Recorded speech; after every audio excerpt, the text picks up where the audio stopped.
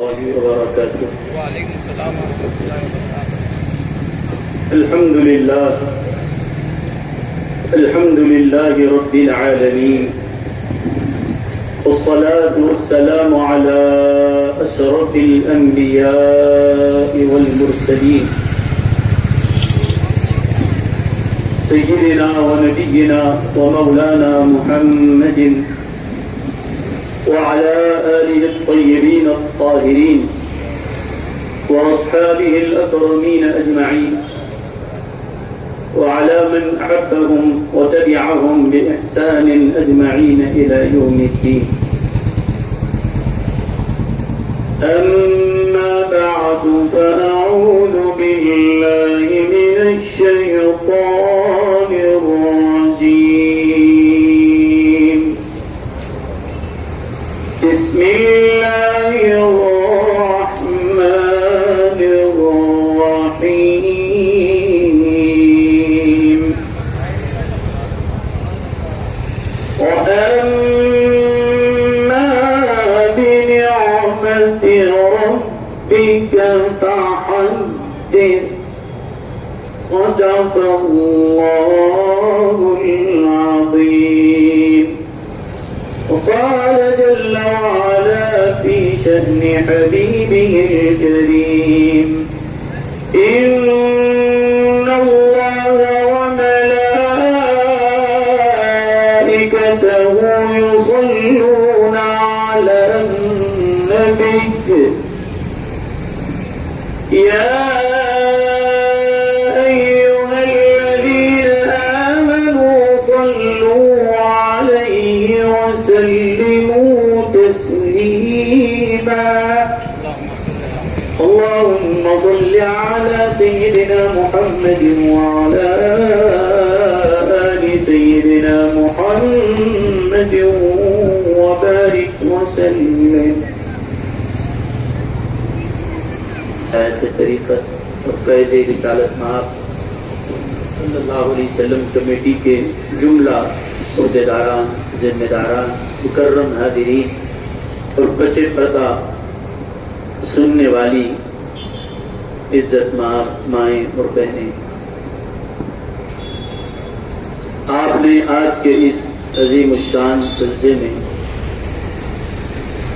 مختلف علماء کرام سے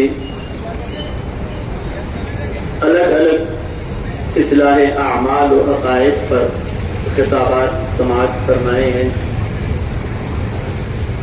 آخر بھی اپنے عنوان پر چند ضروری باتیں آپ کی خدمت میں رکھے گا اور اس کے بعد صدارتی خطاب کی آپ سماعت فرمائیں گے. اس پر جلسے کا اختتام ہوگا. مکرم حاضرین و سامعین، آپ تمام حضرات جو اس وقت یہاں بیٹھے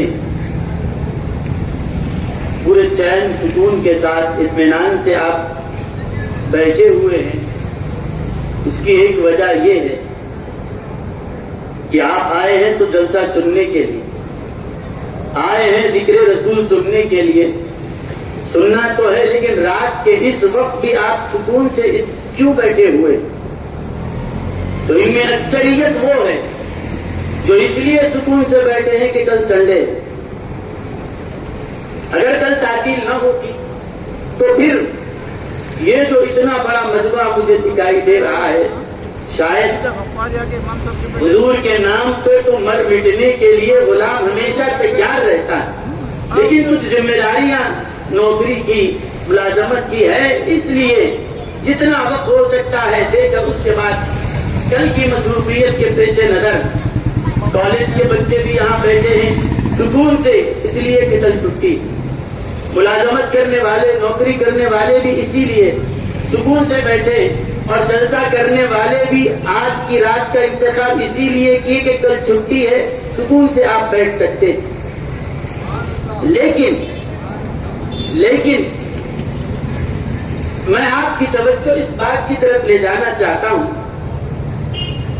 یہ اتوار کی جو تعطیل ہے ہمارے پاس ہندوستان میں، دیگر ممالک میں، بعض عرب ممالک کو چھوڑ کر دیگر مقامات پر ہفتہ اتوار کے تعطیل شمار کی جاتی ہے.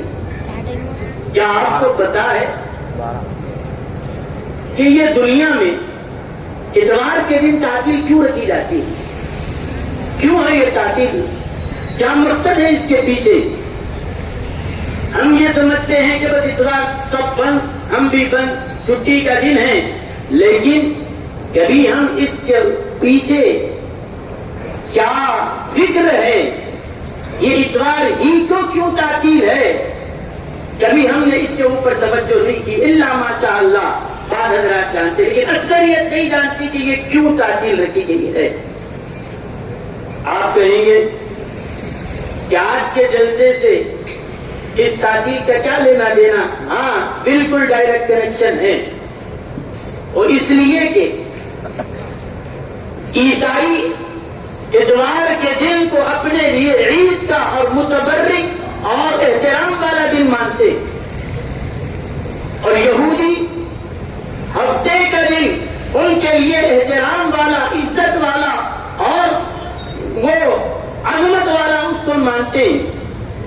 تو یہ دو قومیں چل رہی تھی، یہود بھی نصارہ بھی. تو حضرت موسیٰ کے جو ماننے والے ہیں وہ یہودی، حضرت عیسیٰ کے ماننے والے وہ نصارہ اور عیسائی.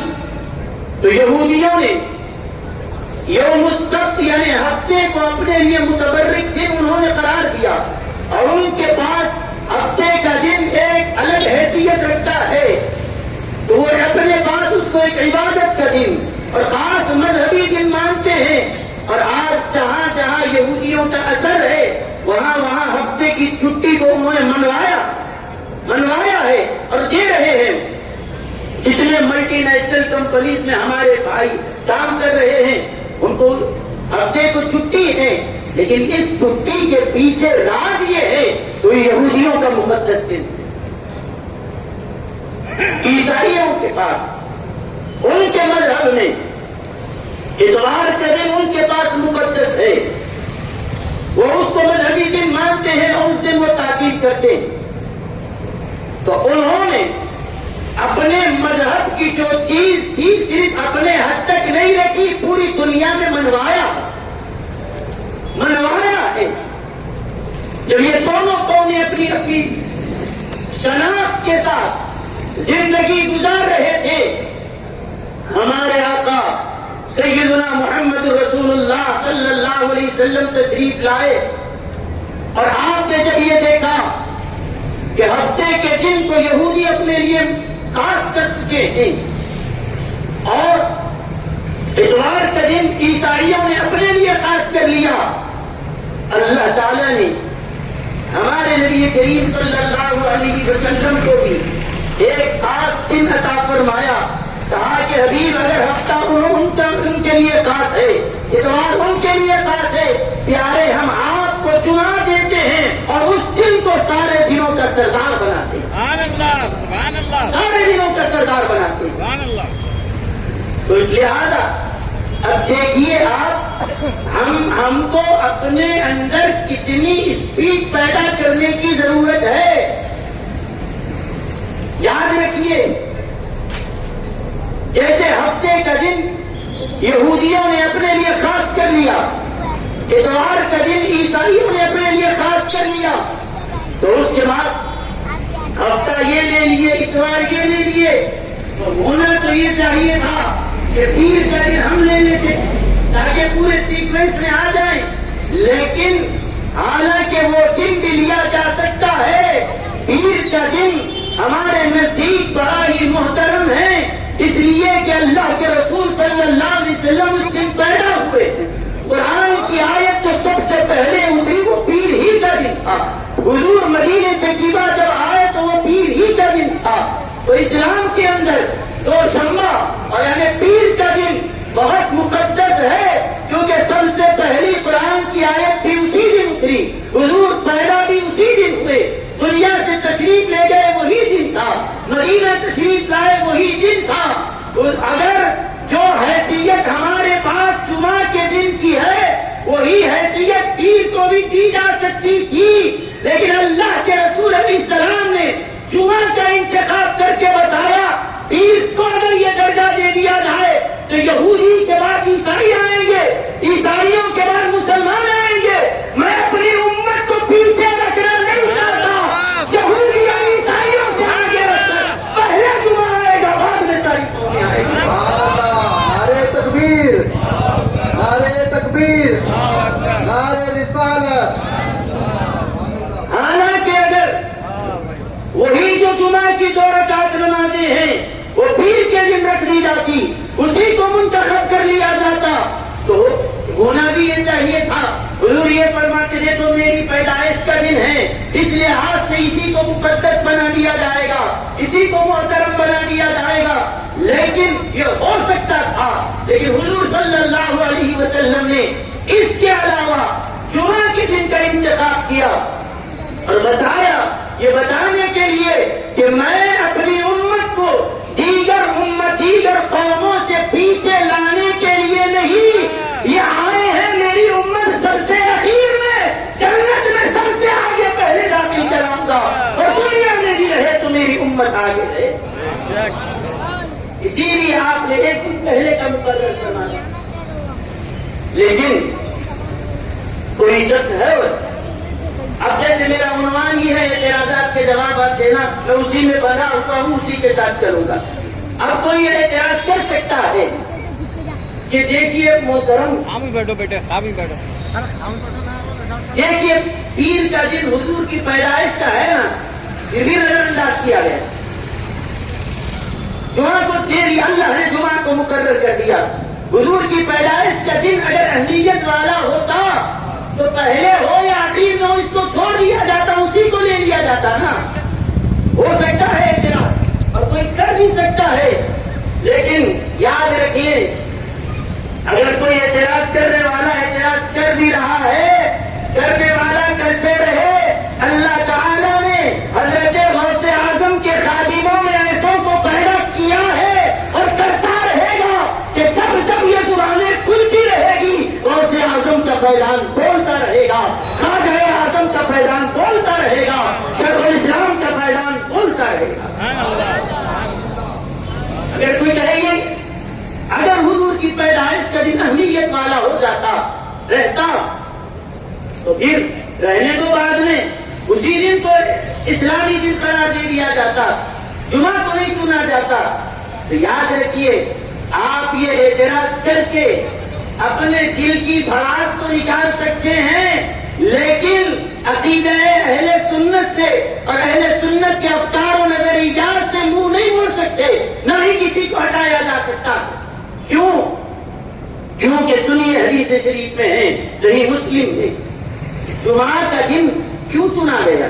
ایک تو آپ نے یہ بات سن لی کہ وہ پہلا، ان سے 2 دن ان سے پہلے ہم ہیں، پہلے ہم بعد میں سب۔ دوسری بات یہ، اور یہ میں بڑے افسوس کے ساتھ کہہ رہا ہوں، بلکہ میرے لیے نہیں پوری عالم اسلام کے لیے یہ افسوس کا مقام ہے کہ ہمارے نبی تو ہم کو ساری دنیا سے آگے رکھنا چاہتے، اور یہ سارے تحقیقات کے میدان قرآن نے ہمارے لیے کھول کے رکھ دیا، سارے سائنس کے دروازے اشارے قرآن و حدیث میں کھول کر رکھے گئے، اشارے بتائے گئے، لیکن اس کے باوجود بھی آج امت مسلمہ پر غفلت طاری ہے۔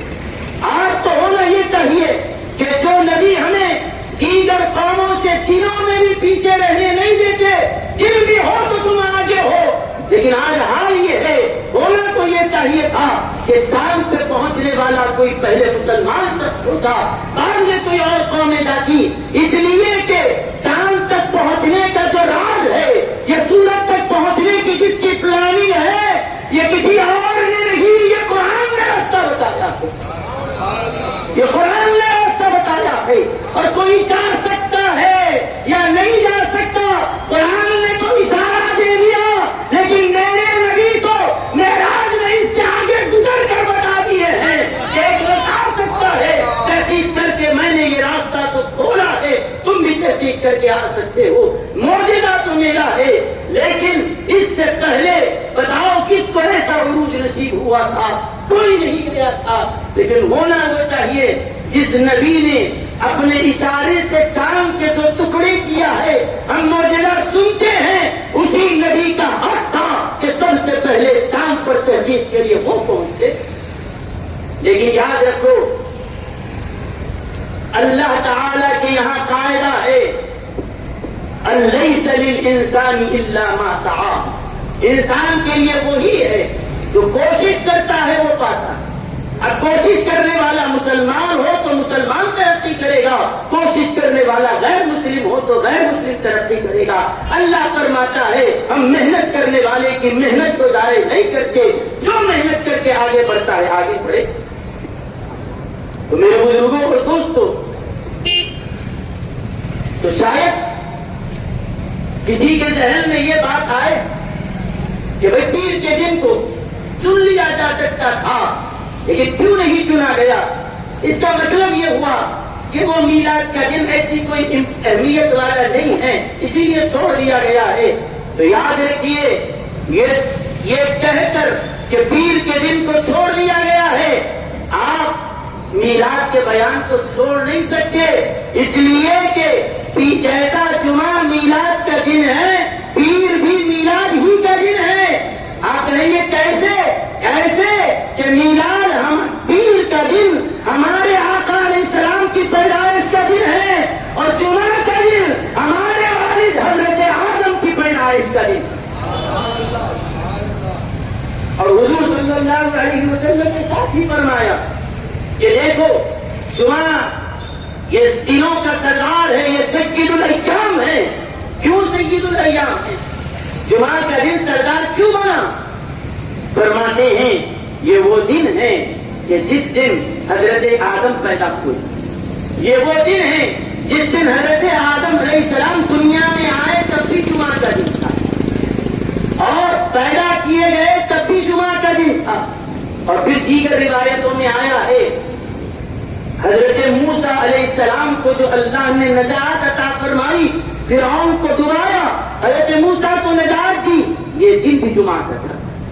اور پھر یہ بھی کہ حضرت سیدنا یونس علیہ السلام جو مچھلی کے پیٹ میں تھے، مچھلی کے پیٹ سے باہر نکلے تو ان کے آنے کا جو دن تھا وہ بھی جمعہ تھا۔ حضرت یوسف علیہ السلام اور حضرت یعقوب کے درمیان جدائی تھی، حضرت یعقوب علیہ السلام اپنے بیٹے سے جب ملاقات کیے وہ ملاقات کا دن بھی جمعہ تھا۔ تو یہ ہے کہ جمعہ کا دن سب سے پہلی اس کی فضیلت یہی بیان کی گئی ہے کہ یہ حضرت آدم علیہ السلام کی میلاد کا دن ہے، ان کی پیدائش کا دن۔ اب لیکن ایک بات یاد رکھیے، حضرت عارف باللہ سیدی محدث رجب ابو الحسنات سید عبداللہ شاہ صاحب نقشبندی رحمۃ اللہ علیہ فرماتے ہیں کہ میاں ایک بات یاد رکھیے، کل قیامت کے دن ہم اللہ کے دربار میں کھڑے ہوں گے نا، سوالات کیے جائیں گے، سب سے سوالات جب ہم سے کیے جائیں گے تو سوال ہوگا تو نے زندگی کیسے گزاری، تیرا دین کیا تھا، کس مذہب کا ماننے والا تھا۔ جب سوالات ہوں گے اللہ اس دن سارے لوگ دیکھیں گے کہ کسی کے حق میں کوئی گواہی دے رہا ہے، کسی کے حق میں کوئی گواہی دے رہا ہے، لیکن امت محمدیہ کا یہ اعزاز رہے گا کہ ان کی باری جب آئے گی جتنے گواہ ہمارے حق میں کھڑے ہوں گے کسی اور کے حق میں کھڑے نہیں ہو سکتے۔ کیسے؟ اگر ہم سے پوچھا جائے کہ تو اللہ کی عبادت کرتا تھا تو ہم کہیں گے کہ ہاں میں نماز پڑھتا تھا، ہمارے اقرار کرنے سے پہلے وہ مسجد کا مصلی جہاں ہم نماز پڑھتے تھے وہ علاقہ اللہ کے دربار میں گواہی دے گا کہ یہ زمین کا حصہ میں گواہی دیتا ہوں کہ اس نے یہاں پر سجدے کیے تھے۔ مسجد کے وہ حصے اس کے حق میں گواہی دیتے رہیں گے۔ جس مقام پہ، اور مجھے یقین ہے کہ جس مقام پر بیٹھ کر ہم یہاں ذکر کر رہے ہیں، یہاں کے کنکر اللہ کے دربار میں گواہی دیں گے، ہاں ہاں ہم گواہی دیتے ہیں کہ یہ تیرے مصطفیٰ کے وفادار ہیں، لیے جمع ہے. اس علاقے کے ذرے ذرے کو بھی اللہ گواہ بنائے گا. اور پھر یہی نہیں، حساب ہمارا ہے. گواہ دینے کے لیے کبھی مسجد کا حصہ آ رہا ہے، کبھی کوئی، پھر گواہ دینے کے لیے اللہ تعالیٰ فرماتا ہے وشاہد و مشہود، اور قسم ہے گواہ کی، قسم ہے گواہ کی. اللہ فرماتا ہے قرآن میں، سورہ بروج میں فرمایا مجھے قسم ہے گواہ کی. تو وہ گواہ کون ہے؟ کون ہے گواہ؟ مختلف تفسیریں آئی ہے. اکثر مفسرین نے فرمایا ہے کہ شاہد اور مشہود کی تفسیر میں الشاہد یوم الجمعہ، یہ جمعہ کا دن ہے، یہ گواہی کا دن ہے. اس لیے کہ جو لوگ جمعہ کے دن مسجد میں حاضر ہوتے ہیں، نماز پڑھتے ہیں، کل قیامت کے دن جمعہ خود ان کے لیے گواہی دے گا کہ اللہ میں گواہی دیتا ہوں کہ یہ ایمان والے ہیں اور تیری خاطر انہوں نے اکٹھے ہو کر نمازیں ادا کی ہے. جمعہ خود ان کے لیے گواہی دیتا ہے. سبحان اللہ، سبحان اللہ. پھر یہی نہیں، جب سوالات شروع ہوں گے، ایک طرف سے جمعہ گواہی دے رہا ہے، دوسری طرف سے رمضان آ کے گواہی دیتا ہے کہ میں گواہی دیتا ہوں کہ یہ تیرا بندہ روزے دار تھا، میں گواہی دیتا ہوں کہ اس نے تیری عبادت کی ہے. تو اتنے جو گواہ ہم خود نہیں سوچ سکتے کہ اللہ تعالیٰ کس انداز سے ہم پر کرم فرمائے گا. کہاں کہاں سے گواہ آئیں گے. احادیث کو پڑھا جائے تو آپ کو اس کی تفصیل ملے گی. تو یاد رکھیے، قرآن نے جس کو گواہ کہا وہ جمعہ کا دن ہے. تو جمعہ کا دن یہ بڑی فضیلت والا ہے. اور کل وہ گواہی دینے کے لیے کھڑا ہوگا اور مسلمانوں کے حق میں گواہی دے گا کہ اے اللہ میں جمعہ اس بات کی گواہی دیتا ہوں کہ تیرا فلاں بندہ یہ عبادت گزار تھا، یہ نمازی تھا، یہ تیرے احکام کا پابند تھا. لیکن میرے بزرگوں اور دوستوں، تمہارا جب گواہی دینے کے لیے آئے تو پھر یہاں سے شریعت کا تقاضا ہوگا کہ دیکھیے جناب، گواہ اگر گواہی دینے کے لیے آئے، ایک گواہ کی گواہی معتبر نہیں ہے، کم سے کم 2 گواہوں کا ہونا ضروری.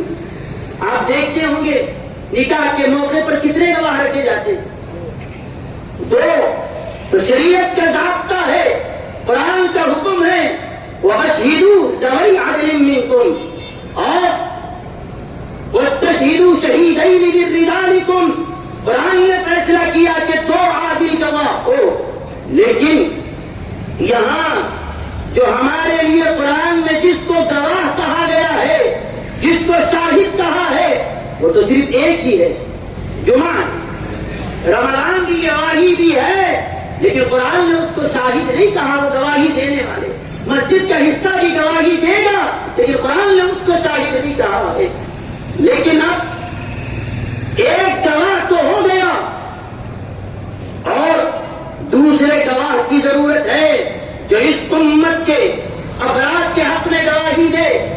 اور پھر یہ جو ایک گواہ تو بڑی شان والا ہے، ایک گواہ تو بڑے معتبر اعتبار والا ہے، اور دوسرا گواہ جو بھی ہوگا اس کے لیول ہوگا، اس کے ہم پلہ ہوگا، دونوں میں برابری ہو تو دونوں کی ایک ساتھ گواہی قبول کی جائے گی.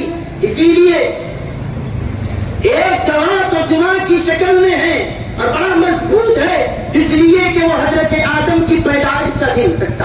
حضرت آدم سے اس کو نسبت ملی، اس لحاظ سے وہ باوقار ہے اور اس گواہی کے درجے میں ہے کہ اس امت کے حق میں جمعہ کو گواہ بنا دیا گیا ہے.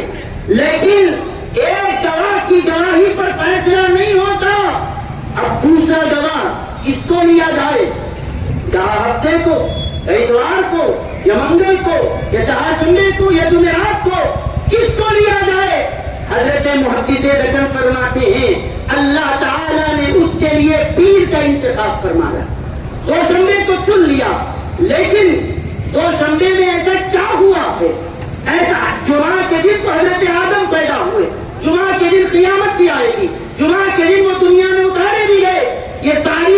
تو جمعہ کے نصیب میں آئی، لیکن پیر کے نصیب میں کیا ہے کہ جس کی وجہ سے وہ جو شخص وہ پیر کا دن بھی جمعہ کے برابر ہو جائے، کوئی چیز نہ بھی تھی، اللہ نے مصطفیٰ کو پیدا کر کے کوئی اور جمعہ کو تو بہت سی نسبتیں لے کر جس مقام پر پہنچا تھا، تنہا میرے نبی کا پیدا ہونا پیر کو جمعہ کے برابر لا کر کھڑا کر دیا۔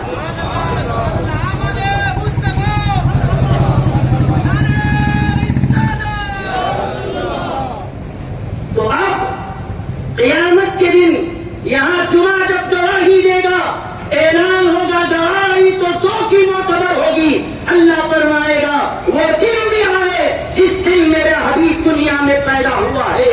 جب یہ گواہی دے گا اس وقت مصطفیٰ کی میلاد کے دن کی جو عظمتیں ظاہر ہوگی، اپنے بھی مانیں گے غیر بھی مانیں گے۔ اور کون محدث زمانہ حضرت محدث رحمۃ اللہ علیہ نے اس بات کو بیان فرمایا۔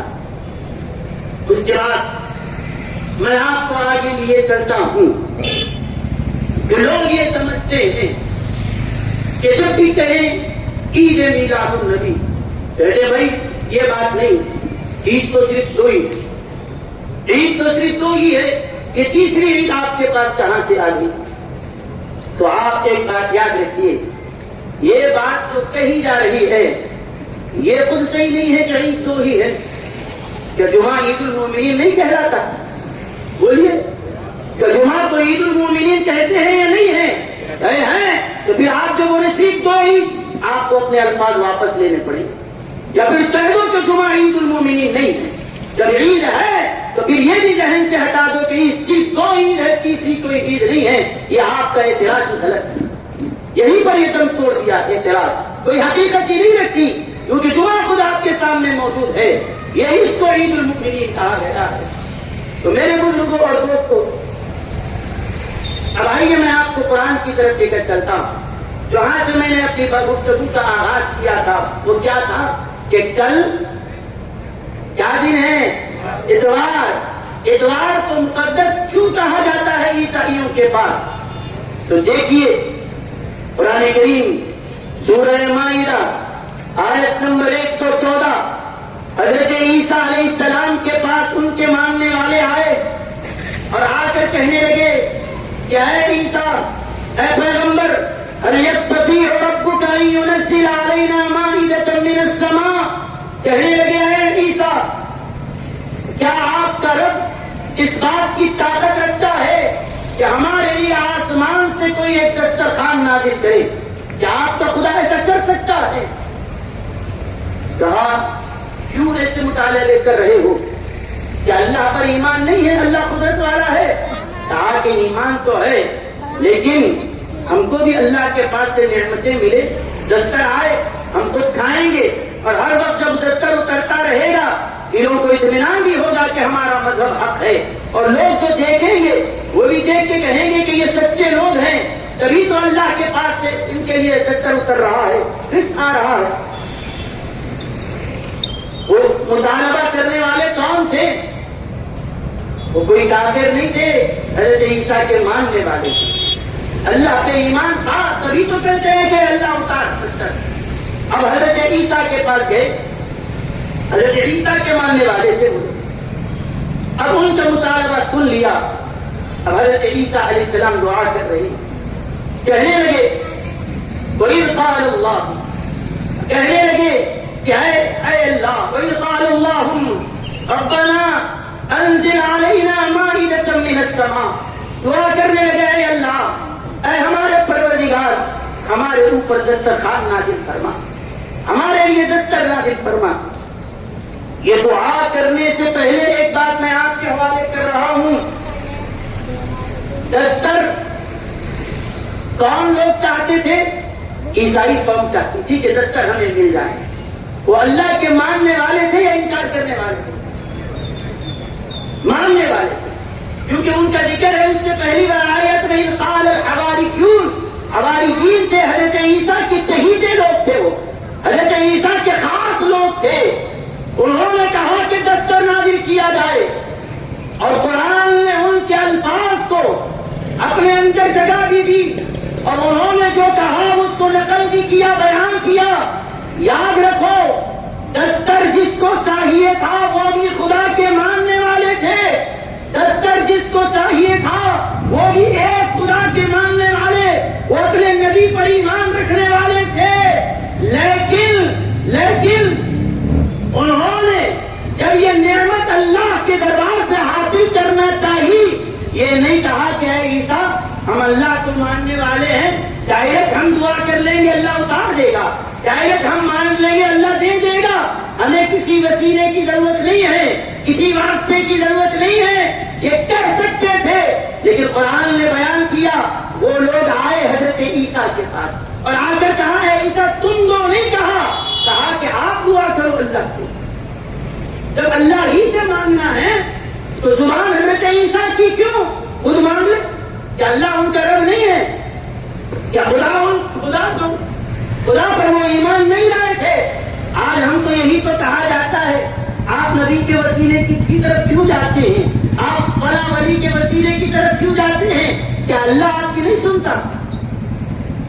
کیا اللہ آپ کی نہیں سنتا؟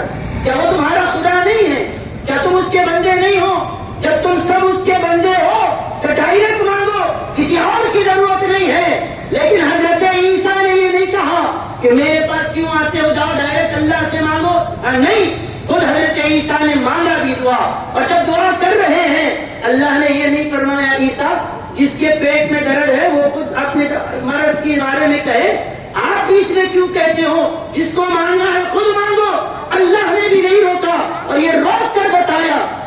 جب انہوں نے کہا کہ اے اللہ دستر نازل فرما، اللہ نے دستر کو اتارا بھی، دستر نازل کیا بھی اور کر کے بتایا ہے کہ یقیناً دعا اللہ ہی سے مانگی جاتی ہے، لیکن دعا کے کلمات کا ادا کرنا اور ہے، دعا کے اندر تاثیر پیدا کرنا کچھ اور ہے. کیونکہ دعا کے کلمات الگ ہے اور دعا کے اندر جب زبان بدل جاتی ہے تو تاثیر بھی بدل جاتی ہے. اس کو ہے کیونکہ میں جامعہ نظامیہ کے اندر ایک معقولات کے عہدے پر ہوں، منطق میرا سبجیکٹ ہے، اسی لیے آپ کو معقولاتی انداز میں بھی ایک بات تک کرتا ہوا چلتا ہوں. اگر پولیس کی گاڑی جا رہی ہے، ان کے ہاتھ میں گن ہے، اگر وہ ایک گولی اس پہ اندر سے ہاتھ میں لے لے، ایک بلٹ اس کے اندر سے نکال لے اور لے کر اس طرح سے انگلی میں رکھ کر ایسا پھینکے، کیا اثر ہو سکتا ہے؟ آدمی مر جائے گا؟ مرے گا؟ صرف ہلکا سا زخم آئے گا، ہو سکتا ہے کہ معمولی سی گروچ آ جائے. اگر آپ ہاتھ میں گولی لیں اور لے کر پھینکیں اور کہیں کہ یہ گولی سے آدمی مرا ہی نہیں، لہٰذا کریں گولی میں کوئی اثر نہیں ہوتا، آپ کیا کریں گے اس آدمی کو؟ کیا کہیں گے کہ کہا کہ تو ابھی سمجھا نہیں، گولی میں اثر تو ہے لیکن ہر گولی اثر نہیں کرتی. جب اس کو گن میں رکھیں گے، لوڈ کریں گے تب اثر ہوگا. تو اپنی زبان سے ڈائریکٹ کہہ لے تیری جہاں تک طاقت ہے گولی وہیں تک جائے گی، لیکن جب رائفل میں رکھ کر لوڈ کر تیری پہنچ جہاں تک نہیں ہے، اب تیرے بازو کی طاقت پر نہیں، وہ رائفل کی طاقت پر جاتا ہے، سامنے دیوار بھی ہو چیر کر آگے چلی جاتی ہے. اسی لیے ہم اہل سنت اپنی زبان اپنے کلمات پہ بھروسہ نہیں کرتے، نبی کے حوالے سے دعا بھیجتے ہیں، تیرے بندوق کی گولی دیوار چیر کر پہنچتی ہے، میرے نبی کا وسیلہ آسمانوں کو چیر کر کی بارگاہ تک اس دعا کو پہنچاتا ہے. وہی گولی ہے. یہ چھوٹا بچہ 4-5 سال کا ہے، اس کے ہاتھ میں گولی دو، وہ پھینکے گا 1 فٹ 2 فٹ جا کے گر جائے. ہمارے 57 سال یا مولانا کلیم صاحب جیسا طاقتور بازو ہو، وہ پھینکیں تو شاید یہ دم سجا کے باہر تک جا کر وہ گرے. ہمارے مولانا ظہیر صاحب ہیں، ان کا بھی بازو اچھا ہے، وہ پھینکے تو شاید اور آگے تک جائے. لیکن جس میں جتنی طاقت ہے وہیں تک پہنچایا. اس میں دعا کا کوئی قصور نہیں ہے، اس میں اثر تو اس وقت آئے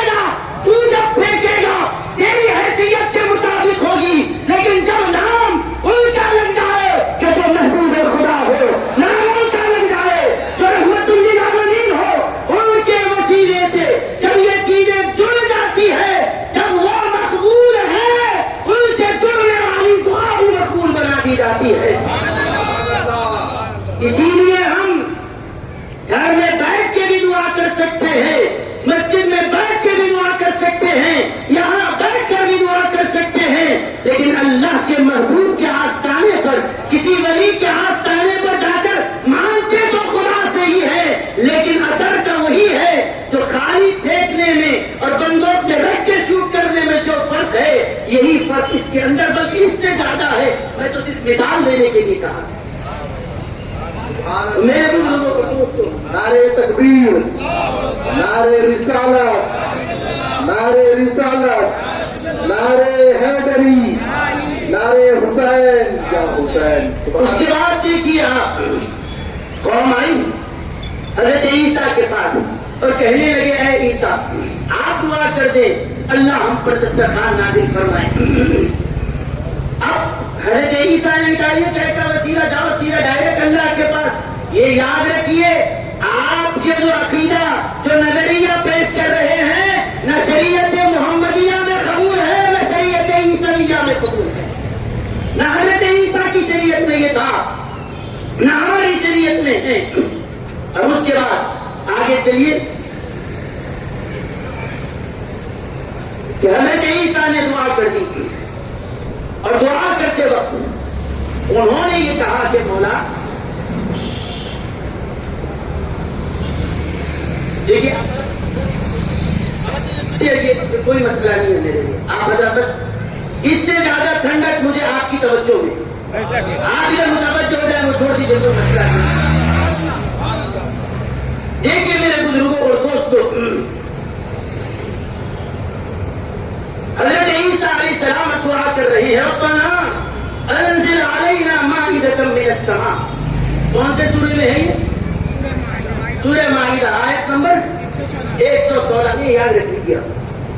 اب یہ دعا کرتے ہیں کہ اے اللہ تو ہم پر دستر نازل فرما, ربنا انزل علینا مائدۃ من السماء, آسمان سے تو دستر نازل فرما. اور اگر آپ کھانا کھا چکے ہیں تو کوئی بات نہیں, اگر نہیں کھائے ہیں تو پھر میں اس کی تفصیلات نہیں سناتا کہ دستر میں کیا اترا تھا. کھانا کھا چکے ہیں تو سناتا ہوں, اگر نہیں کھائے ہیں تو پھر اس کو رہنے دیجیے, اس کا ذکر ہی نہ سنیں. اب وہ دستر جو بھی تھا وہ اتر گیا, جو بھی تھا وہ دستر اترا. ہاں اس کے اندر بھی ہمارے لیے سبق ہے, اس کے اندر بھی ہمارے لیے سبق ہے کہ جو کچھ اللہ نے دستر میں اتارا تھا, تفسیر ساوی میں تفسیر جمل میں لکھا ہے کہ ان کے لیے ایک, اب یہ پورا ملائے تو کون سی ڈش بنتی ہے آپ فیصلہ کریے. ان کے لیے جو دستر اترا اس کے اندر ایک بھنی ہوئی مچھلی رکھی ہوئی اور اس کے تم کے پاس سرکہ رکھا ہوا اور اس کے ساتھ اطراف میں الگ الگ قسم کی سبزیاں ہیں جو آج ہم سلاد کے نام پر ڈالتے. اور جس طرح آپ سرکہ مایونیز جس طرح استعمال کرتے ہیں بالکل وہی سرکہ اس کے سر پر رکھا ہوا, اور 5 روٹیاں الگ الگ اس کے پاس آئی. ایک روٹی کے اوپر پنیر لگا ہوا, ایک روٹی کے اوپر مکھن گھی لگا ہوا ہے, اور ایک روٹی کے اندر گوشت کے ٹکڑے کر کے رکھے ہوئے ہیں, فولڈ کر کے رکھے ہوئے ہیں, وہ بھی کھا رہے ہیں. یعنی جتنے ڈشز آپ آج دنیا میں چل رہے ہیں, چاہے وہ شاورمے کے نام پہ ہو یا جو ہو, یہ ساری چیزیں قرآن میں بیان کی گئی ہے, اللہ نے اس کو اتارا ہے. آج کاپی کوئی اور کر کے اپنا بازار چلا رہا ہے. یہ جو اتارا گیا, پھر ایک کے ساتھ زیتون رکھا ہوا ہے, ایک کے ساتھ اس طرح کی ساری, آپ اور مزید تفصیلات میں نہیں لے جانا چاہتا کیونکہ جو لوگ بھوکے بیٹھے ہیں ان کے اوپر زیادتی ہو جائے گی. بس یہیں پر باقی آپ خود جا کر پڑھ لیجیے. اب وہ جو اتر گیا, اچھا مجھے بتائیے کہ ایسی کون سی چیز تھی مچھلی میں؟ اور خاص بات یہ ہے, ہمارے صاحبان صاحب یہاں موجود ہیں, وہ جو مچھلی اتری تھی نا, یہ دنیا کی وہ پہلی مچھلی ہے جو بولنے سے اتاری گئی. آج یہی چل رہا ہے نا, لیکن مچھلی کو بھی بولنے کیا جا سکتا ہے. یہ سب سے پہلے اللہ نے قرآن کریم میں بیان فرمایا, ایسی مچھلی اتاری جس میں کانٹا ہی نہیں تھا. ارے وہ کیا ہے جو ہمارے پاس نہیں ہے؟ ارے دین دنیا سب کچھ ہے، لیکن توجہ ہم کو کرنے کی ضرورت ہے کہ ہمارے دامن میں اللہ کے حبیب علیہ الصلوۃ والسلام نے جو علوم اور خزانے ہمارے لیے چھوڑ کے گئے ہیں، ہم سب پہ تالا ڈال کے لاٹھی توڑ کے سو رہے ہیں، لیکن آج اس سے استفادہ آج اختیار کر کے کہاں سے کہاں پہنچ رہے ہیں، لیکن پیچھے ہیں وہ قوم جس کے پاس خزانہ ہے، وہ غفلت ہے، اور ہمارے خیرات لے لے کر آج دنیا کہاں سے کہاں ترقی کرتی جا رہی ہے۔ آپ اس بات پر غور کرتے ہوئے چلے، کیا ہمارے پاس کسی چیز کی کمی ہے؟ ابھی اسی لیے ہم میلاد مناتے ہیں کہ ہمیں اللہ نے وہ نبی دیا ہے کہ جس نے صرف جنت دوزخ اور نماز روزہ ہی نہیں، سائنس ٹیکنالوجی کے سارے علوم ہمیں عطا فرمائے ہیں۔ ایسا نبی کہ جس سے وابستہ ہو جائے، دین بھی سمجھ جائے، دنیا بھی سمجھ جائے۔ اب کوئی بدنصیب ہی ہوگا کہ ایسا نبی ملنے پر بھی غم منا رہا ہو، کہ جس کے ملنے سے جنت مل جائے، جس کے آنے سے دین دنیا سب سمجھ جائے۔ آپ کہیں گے یہ کیا بات کر رہے ہیں؟ میں ایک بات آپ سے کہتا ہوا پھر اپنے گفتگو کو یہیں پر لا رہا ہوں۔ قرآن کریم پڑھیے، سورہ طہر میں اللہ تعالی نے ارشاد فرمایا کہ لوگ اس زمانے میں جو تھے وہ یہ کہتے تھے کہ یہ کیسے ممکن ہے کہ جس شخص کو ہم لے جا کر قبر میں دفنا دیے، مٹی ڈال دی، اس کے بعد میں کھول کے اگر دیکھے بھی تو سوائے ہڈیوں کے کچھ نہیں ملے گا، اور وقت گزر جائے تو ہڈیاں بگڑ جائے گی، کچھ نہیں ملے گا، مٹی میں مٹی مل جائے گی۔ پھر ہم دیکھ رہے ہیں کہ اگر کبھی سیلاب آئے، پرانی خبریں کھل رہی ہے تو اس کے اندر کسی مردے کا نام و نشان، ہڈیاں بھی باقی نہیں ہے، اور اسلام یہ کہتا ہے کہ قیامت کے دن پھر سے قبروں سے اللہ زندہ کر کے اٹھائے گا۔ کوئی جسم ہے تو روح ڈالی جائے گی، یہاں پہ تو جسم بھی ختم، ہڈیاں تھی وہ بھی جل گئی، اب کوئی آثار باقی نہیں، پورا مٹی میں مٹی بن گیا، کوئی کیڑے کھا گئے، کسی کو زمین میں بوسیدہ کر دیا، کچھ ہے ہی نہیں، کیسے زندہ ہو سکتے ہیں؟ کفار و مشرکین نے اس بات کا انکار کر دیا۔ قرآن کریم نے اس عقیدے کو، ہمارا عقیدہ ہے نا کون سا؟ والبعث بعد الموت، مرنے کے بعد دوبارہ پھر اٹھایا جائے گا، یہ ہمارا عقیدہ ہے۔ اب یہ ہے کہ وہ لوگ اس کے قائل نہیں تھے، اسلام نے بڑی قرآن میں بار بار اس عقیدے کی طرف توجہ دلائی اور اصلاح کی۔ اب آئیے ایک الگ انداز سے سورہ طہر میں اللہ تعالیٰ نے فرمایا کہ وہ کہتے ہیں لوگ، نہیں معاف کرنا، سورہ قیامہ میں اللہ تعالیٰ فرماتا ہے اَيَحْسَبُ الْإِنسَانُ أَن لَّن نَّجْمَعَ عِظَامَهُ، کیا انسان یہ سمجھتا ہے کہ اس کے مرنے کے بعد ہم اس کی ہڈیوں کو جمع نہیں کر سکتے؟ وہ یہ سمجھتا ہے کہ دوبارہ اگر وہ گل جائے، مٹ جائے، مٹی میں مٹی ہو جائے تو پھر دوبارہ زندہ نہیں کیا جا سکتا؟ کیا انسان یہ سمجھتا ہے؟ اور یہ سمجھتا ہے کہ یہ تو ناممکن ہے۔ اب جواب کیا ہے؟ ہم زندہ کر سکتے ہیں نہیں فرمایا، بلکہ ایک الگ انداز میں فرمایا بلا قادرین علی ان نصفی بنانا، تو سمجھتا ہے کہ یہ مر کر ختم ہو گیا، اس کو اللہ پھر کیسے اٹھائے گا؟ سن، ہم تو اس بات پر بھی قدرت رکھتے ہیں، زندہ بھی کریں گے، جسم بھی دیں گے، اور اس کی انگلیاں، یہ انگلی کے جو پور ہیں وہ بھی ایسے ہی بنائیں گے جیسے مرنے سے پہلے تھا۔ یعنی انگلی کے اندر جو لکیریں ہیں، قیامت میں پھر خبر سے اٹھایا جائے گا تو پھر اس کے تھم امپریشن بھی اور انگلیوں کی لکیریں بھی وہی ہوگی تو ہزاروں سال پہلے جب دنیا میں بے وقت تھی، مرنے کے بعد اٹھائیں گے، پھر سے جسم دیں گے، انگلی کی لکیروں میں بھی کوئی فرق نہیں آئے۔ نہ جانے کتنی مرتبہ ہم اس آیت کو پڑھ لیا اور گزر گئے، اکثریت ہم نے کی وہ ہے جو بغیر سمجھے کے پڑھ کے آگے گزر گئے، لیکن پھر بھی اللہ کا کرم ہے، بغیر سمجھے کے پڑھا تو بھی ثواب دے رہا ہے، یہ اس کا کرم ہے۔ لیکن کچھ وہ ہیں جو سمجھنے والے بھی ہیں، کچھ اور وہ بھی ہیں جو تحقیق بھی کرنے والے ہیں، لیکن یہاں آ کر قرآن نے جو کہا کہ دوبارہ اٹھائیں گے، دوبارہ زندہ کریں گے، بات ہو سکتی تھی، لیکن کہا کہ دوبارہ اٹھائیں گے تو نصب دیا بنانا، اس کی انگلی کے جو پور ہیں، انگلی کے یہ پوروں کو بھی ہم ویسے ہی برابر رکھیں گے جیسے پہلے تھا۔ آخر یہ انگلی کے پوروں میں کیا حقیقت چھپی ہوئی ہے؟ یہ انگلی کے پوروں میں آخر کیا ہے؟ یہ دنیا نے جب کہا کہ کوئی اور کہتا تو بات نظر انداز کی جا سکتی تھی، لیکن یہ قرآن نے کہا ہے، جب کہا ہے تو حکمت ضرور ہوگی۔ اس پہ جب تحقیق کرتے رہے تو نتیجہ یہ نکلا کہ آخر یہ انگلی کے پوروں میں کیا راز چھپا ہوا ہے۔ تو تحقیق کرنے کے بعد سائنس نے اس بات کا انکشاف کیا کہ انسان دنیا میں رہنے والے کروڑوں انسان جو اب ہیں اور ہم سے پہلے جو گزر گئے اور ہمارے بعد جتنے آئیں گے، کوئی ایک انسان بھی ایسا نہیں ہے جس کے انگلی کے فنگر پرنٹ دوسرے سے میچ کرنے والے۔ ابھی ہے ہی کتنا جی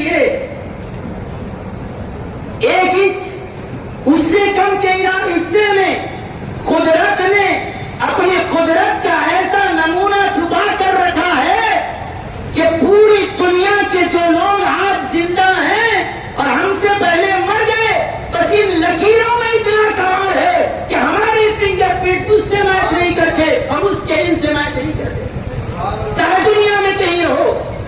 اور پھر یہی بات ہے،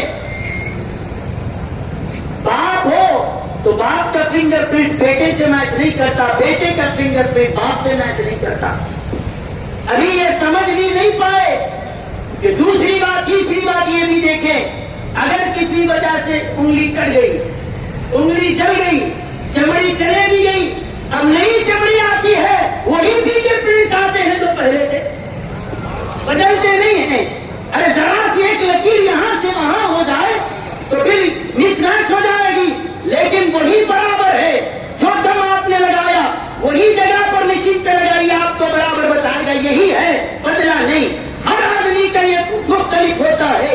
یہ تو دنیا آج مشینیں لگا کر ہمارے تھم امپریشن لے رہی ہے، یہ تحقیق تو آج کی ہے، لیکن قرآن نے آج سے 1400 سال پہلے اس کی حقیقت کو کھول کر رکھ دیا۔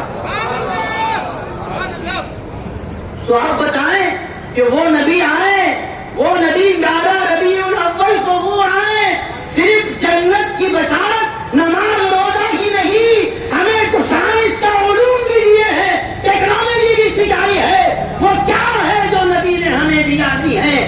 ایسے نبی کی آمد کے موقع پر وہ بدنصیب ہی کوئی شخص ہوگا جو غم مناتے بیٹھے اور افسوس کرتے بیٹھے، ہر شخص کا جان دے گا مرحبا یا مصطفیٰ، مرحبا یا مصطفیٰ، مرحبا یا مصطفیٰ۔ وہ تو یہی کہے گا کہ اس جاہل قوم کو جو کفر و شرک کے دلدل میں ڈوبی ہوئی تھی، آج اللہ کی عبادت کرنے والا بنایا ہے۔ آج ایک باوقار امت کی شکل میں ہم دنیا کے سامنے کھڑے ہیں، یہ تو سبھی اس میراج والے کا صدقہ ہے۔ اتنا سب مل کر، اتنا سب لیا، قرآن نبی سے ملا، شریعت نبی سے ملی، ایمان نبی سے ملا، ماں باپ کا مرتبہ کیا ہے نبی نے سمجھایا، بیوی کے حقوق کیا ہے نبی نے سکھائے، نماز نبی نے طریقہ بتایا، روزہ، زکات، حج، کیا کیا سب کچھ لے لیا ہے۔ اور سب کچھ لے کر کیا مہینے سال میں ایک بار بھی ان کا تذکرہ نہ کیا جائے؟ سال میں ایک بار بھی ان کا ذکر نہ کیا جائے؟ اگر تم پوچھتے ہو دلیل کیا ہے تو ہم کہتے ہیں کہ زمانے بھر میں یہ قاعدہ ہے کہ جس کا کھانا اسی کا گانا، تو نعمتیں جن کی کھا رہے ہیں انہی کے ہم گیت گا رہے ہیں۔ نعرے رسالت، نعرے رسالت، سبحان اللہ، سبحان اللہ۔ چلیے پلٹ کر پھر آئے اسی دستر پر۔ دستر جب اتارا اللہ نے، اترنے سے پہلے حضرت عیسیٰ دعا کر رہے ہیں کہ اے اللہ، تیری بارگاہ سے یہ تو دستر نازل ہو رہا ہے، جس دن بھی تو یہ دستر کو نازل فرمائے گا تکون عید لأولنا وآخرنا، اے اللہ وہ دستر کے اترنے کا جو دن ہوگا وہ ہمارے اگلے پچھلوں سب کے لیے عید کا دن بن جائے گا۔ کیا بن جائے گا؟ حضرت عیسی کون کہہ رہے ہیں؟ حضرت عیسیٰ علیہ السلام پیغمبر کہتے ہیں کہ اے اللہ جس دن تیرے دربار سے دستر نازل ہو جائے وہ دن ہمارے لیے عید کا ہے۔ ارے حضرت عیسیٰ تو یہ کہہ رہے ہیں خدا کی بارگاہ سے ایک دستر جو نعمت ہے کیا تھا؟ روٹی اور بوٹی میں مچھلی اور یہ سلاد، یہ ترکاریاں لے کر، گوشت اور روٹی لے کر دستر آ جائے تو وہ دن عید کا بن جائے۔ اور جو نبی آئے ہیں خدا کا نور لے کر جب آئے ہیں، خدا کا پیغام لے کر آئے ہیں، اب بتاؤ کیا وہ دن عید کا بنے گا؟ نہیں، وہ عید نہیں، وہ عیدوں کا عید بن جائے گا۔ اسی لیے ہم اس کو عید الاعیاد کہتے ہیں۔ میرے بزرگوں اور دوستوں، اور جب قرآن کریم سے یہ چیز ہمیں سمجھ میں نہیں آتی، کیا بتائیے دستر کا اترنا بڑا ہے یا نبی کا آنا بڑا ہے؟ چھوٹا بچہ بھی ہے تو یہی کہے گا دستر کے اترنے کا دن بڑا ہے یا نبی کے آنے کا دن بڑا ہے۔ آپ کا یہ دلیل چاہیے نا، دلیل کہاں ہے؟ سورہ مائدہ آیت نمبر 114 پڑھ کے دیکھو، کھول کے دیکھو، یہی ہے کہ جس دن دسترخوان اللہ نے نازل کیا، حضرت عیسیٰ علیہ السلام فرما رہے ہیں اے اللہ جس دن دستر اترے، اللہ نے یہ نہیں کہا اے عیسیٰ یہ کیا کہہ رہے ہو، کیا آسمان سے دستر اترے؟ کیا قرآن کتاب تو انجیل تھوڑی دے رہے ہیں کہ انجیل اترے تو دن آپ عید کا بنانے، یا اللہ کی طرف سے کوئی پیغام وحی کا نزول ہو رہا ہے کہ کوئی بڑی بڑی کھانے پینے کی چیز اگر ہمارے پاس سے ملے وہ دن عید کا کیسے کہتے ہو؟ اللہ نے نہیں فرمایا، بلکہ کہا عید کا دن اللہ تعالیٰ نے اسی طرح وہی الفاظ قرآن کریم میں نازل فرمائے اور بتایا خدا کی طرف سے اگر کھانے پینے کی غذا بھی اگر آ جائے تو وہ دن نعمت والا اور عید کا بن جاتا ہے۔ اور 12 ربیع الاول کو صرف جسم کی غذا دینے والا نہیں، روحوں کو غذا دینے والی شخصیت تشریف لائی ہے، وہ دن عید کا کیسے نہیں بنتا؟ دستر اتر جائے تو دن عید کا ہے، یہ قرآن کا فیصلہ۔ اور جس دن اللہ کے محبوب علیہ الصلوۃ والسلام تشریف لائے اس دن کا یہ کہا جائے گا کہ یہ دن عید کا نہیں ہو سکتا۔ اچھا پھر کون سا دن آپ کے پاس جس کو آپ عید مانتے ہیں؟ ہم بھی تو مانتے ہیں، آپ کہتے ہیں صرف 2 عید مانتے ہیں، ایک عید الفطر ایک عید الاضحیٰ، رمضان کی عید بقرعید، یہ 2 ہی عیدیں ہیں۔ ٹھیک ہے، رمضان کی عید یہ کیوں دی گئی؟ یہ اس لیے ہے اللہ تعالیٰ کا شکر ادا کرتے ہیں کہ 1 مہینے کے روزے رکھنا کیا معمولی بات ہے؟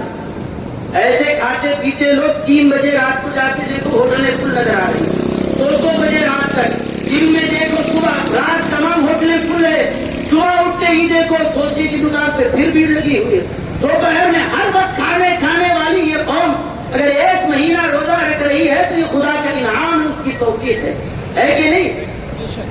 اب 1 مہینے تک اللہ نے جو حکم دیا کہ بھوکے پیاسے ہو، ہم 1 مہینے تک روزہ رکھیں، ایک فریضے کی تکمیل پر شکرانے کے طور پر اللہ نے ہمیں عید کا حکم دیا۔ 1 مہینے جو تمہیں حکم دیا الحمدللہ یہ پورا ہو گیا، اب شکرانہ ہے کہ خوشیوں کا دن ہے، آج کھاؤ پیو، نماز مقرر کی گئی ہے، خطبہ دیا جائے، عید کا دن مقرر کر دیا گیا۔ تو عید الفطر کس لیے ہے؟ لِتُكَبِّرُوا اللَّهَ عَلَى مَا هَدَاكُمْ، یہ تکبیر اس لیے ہے کہ اللہ نے تمہیں ہدایت عطا فرمائی، اس کی توفیق تھی کہ تم 1 مہینہ روزہ رکھے، شکرانے میں عید بھی گئی۔ اب آئیے دوسری عید کون سی ہے؟ بقرعید ہے، وہ کیا ہے، کیوں ہے؟ کہا کہ اس دن ایسا کیا کر لیا تھا آپ نے کہ جس کا شکرانہ ہے؟ کہا کہ یہ شکرانے میں نہیں، یہ یادگار ہے حضرت اسماعیل علیہ السلام کی، کہ حضرت اسماعیل علیہ السلام وہ ذبح کرنے سے بچا لیے گئے اور اس دن جنت سے دمبا لا کر ذبح کر دیا گیا ہے، بس اسی کی یادگار ہے کہ ساری امت مسلمہ کو یہ عید کا حکم دیا جا رہا ہے۔ تو مجھے کہنے دو کہ جو دل حضرت اسماعیل کی یاد سے جڑ جائے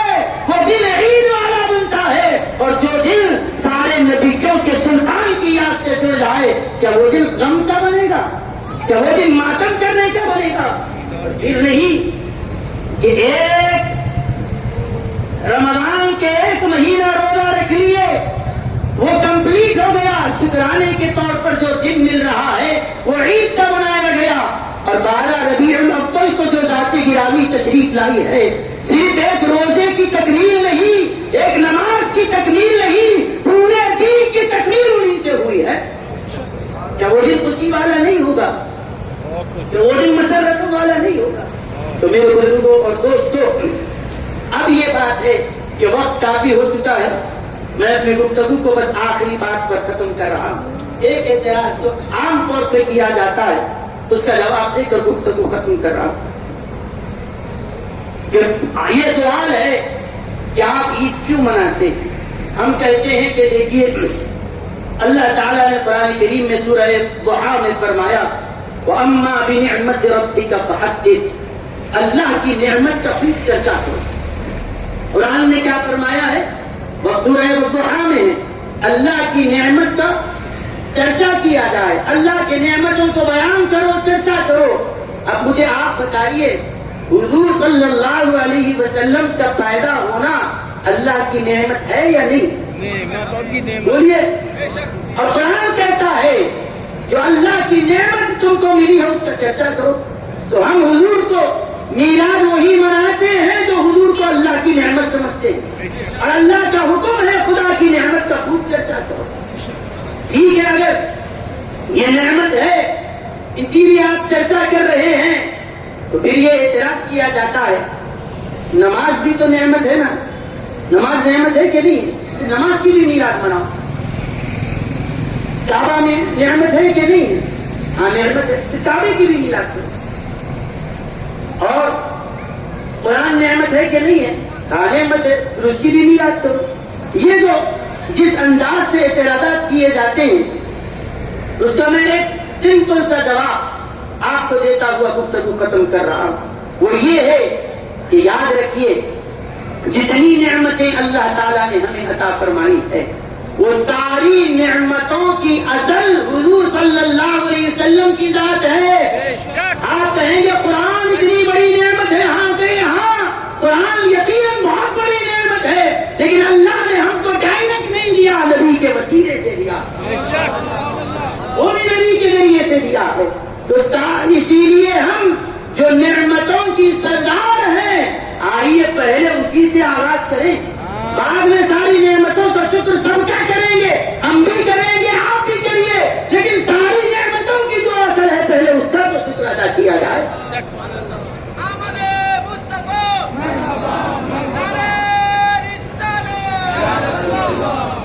اور یاد رکھو کعبہ یقیناً بہت بڑی نعمت ہے، کعبہ یقیناً بہت فضیلت اور مقام عظمت ہے، لیکن کعبے کے پاس جو جاتا ہے حج کرے عمرہ کر کے آتا ہے تو کعبہ اپنے پاس آنے والے کو حاجی بنا دیتا ہے، نماز پڑھنے والے کو نمازی بناتی ہے،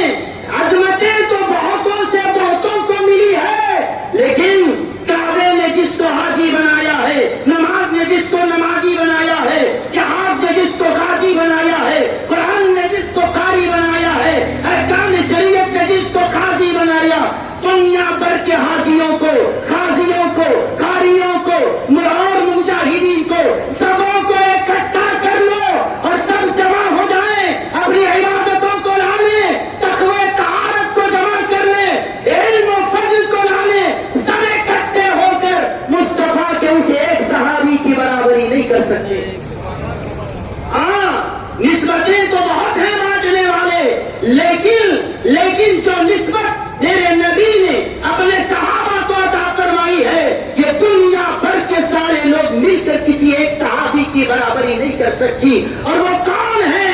وہ صحابی بنے کیسے؟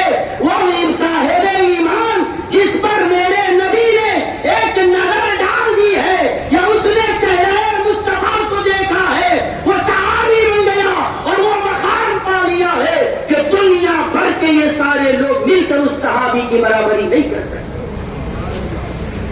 تو سوچو، نظر جس پر پڑ جائے وہ اتنا بے مثال ہے تو نظر ڈالنے والے مصطفیٰ کی کہاں سے مثال لا سکتے ہو؟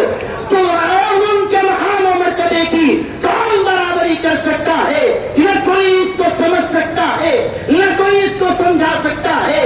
بس یہی کہنا پڑتا ہے، بعد از خدا بزرگ تو ہی، قصہ مختصر، وآخر دعوانا الحمدللہ رب العالمین.